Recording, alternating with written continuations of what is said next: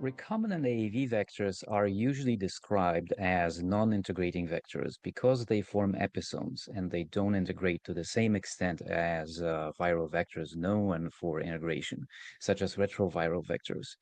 But nevertheless, AAV vectors also integrate at a frequency estimated between 1 to 32 integration sites per 2,000 cells. We have seen that in animal studies and in clinical trials. And this may seem low, but there are about 100 billion hepatocytes in the liver. So even those low rates of integration mean that there are likely millions of integration events in people who receive clinical doses of vectors. And now there is no evidence they can trigger oncogenesis in humans. The only evidence we have comes from mice, which are genetically prone to develop cancer in response to AAV.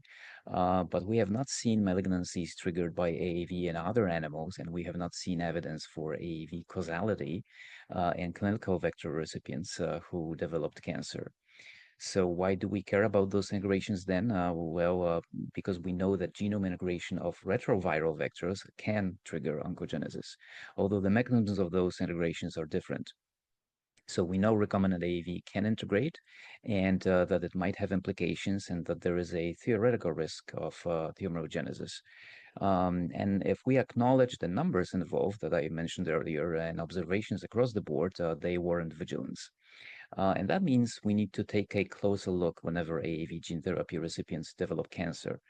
In clinical gene therapy using AAV vectors, there have been a total of 8 cases of cancer, and importantly, none of those cases produced evidence that AAV integration was involved in tumorigenesis. Also, only one of those was hepatocellular carcinoma. This contrasts with mice, which predominantly develop HCC. But it's important to remember that despite the liver tropism, AAV vectors delivered intravenously go everywhere. And although they might not be able to induce transgene expression in those off-target tissues due to tissue-specific promoters, they may still enter cells in those off-target tissues and integrate in the genome. And that's why malignancy surveillance should and does extend beyond the liver. Of the 8 cancer cases, 6 occurred in people with hemophilia and 2 in children with spinal muscular atrophy. Importantly, they use different approaches to analyze vector integrations, and all these methods have their strengths and weaknesses. Even though all those studies concluded that there was likely no relationship between tumorigenesis and vector integration, they did not come to those conclusions with the same level of confidence, if you will. Vector integration analysis methods have their sample quality requirements, so tumor sample quality is really what determines the scope of analysis and how meaningful and conclusive it is in terms of causality assessment.